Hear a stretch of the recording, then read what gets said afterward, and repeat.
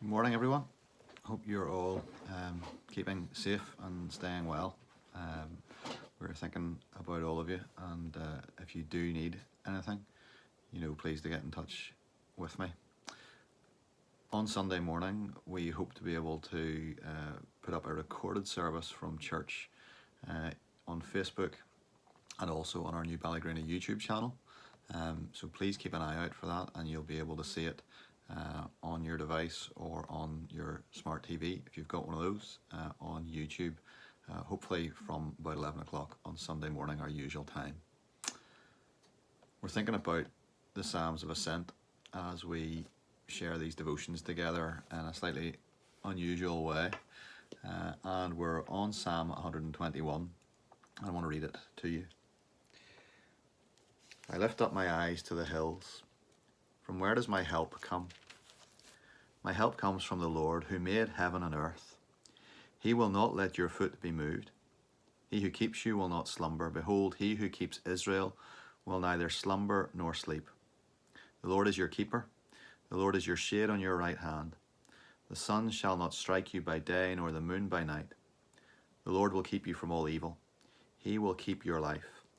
The Lord will keep your going out and your coming in from this time forth and forevermore. It's probably one of the more familiar psalms that we have, and it has been sung for generations, and we've thought about how the psalmist would look to the hills. And maybe for the psalmist that was a place of protection, of potential shelter.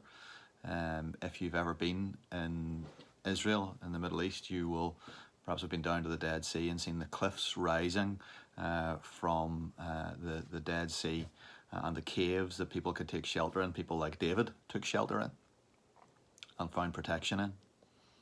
But the hills are also places of danger. They're places where bandits lurk. They're places where wild animals have their homes. And they're also places of idolatry in the Hebrew Bible. They're places where people worship Baal and Asherah and the other gods of the nations around Israel, where people engaged in horrible practices in the name of worshipping their gods. And so they're places that you might look to for protection, but that actually offer false sources of protection, because those gods cannot help you in times of trouble. They will demand stuff of you. They will demand lots of you, but they can't help you. The psalmist, on the other hand, says, my help is in the name of the Lord, the maker of heaven and earth. In other words, when he looks to the hills, he reminds himself of the one who made the hills, and it's him he puts his trust in, not any of those other gods that are up there. But sometimes we read this psalm and we think it's promising something beyond what we can imagine. It's promising no danger to us. He will not let your foot be moved. The sun shall not strike you by day, nor the moon by night. Does that mean that there's no danger for those who trust in God? There's no injury, there's no exhaustion, there are never any more sleepless nights?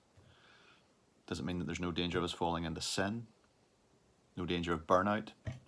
No danger of us being weak? No, it doesn't mean any of those things. We know right now, more than we ever have, that we live in a dangerous world, and that Christians, as much as anybody else, can fall victim to that danger.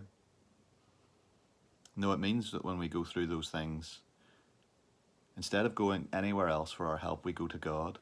We trust in the maker of heaven and earth before all else.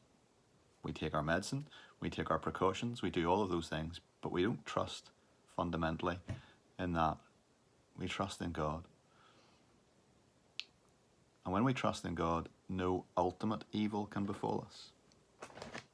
Evil has had its day. It had its day at the cross. And at the cross, it was roundly defeated. The cross assures that evil does not have the last word. Evil does not have the final say. So when we walk through this life, we can walk through it without fear. Eugene Peterson again says, each step we walk, each breath we breathe, we know we are preserved by God. We know we are accompanied by God. We know we are ruled by God. And therefore, no matter what doubts we endure or what accidents we experience, the Lord will preserve us from all evil. He will keep our life. So whatever you're doing today, whether you're staying at home, whether you're making a trip to the shops, whatever you're doing, the Lord will preserve your life. He will keep you from all ultimate evil. And we have a home to look forward to. We have a coming in to be part of, that He will welcome us to. And so we don't need to fear. We won't be doing this devotional tomorrow, Saturday, but we'll be back again on Monday to do Psalm 122. In the meantime, hopefully you'll be able to tune in on Sunday morning.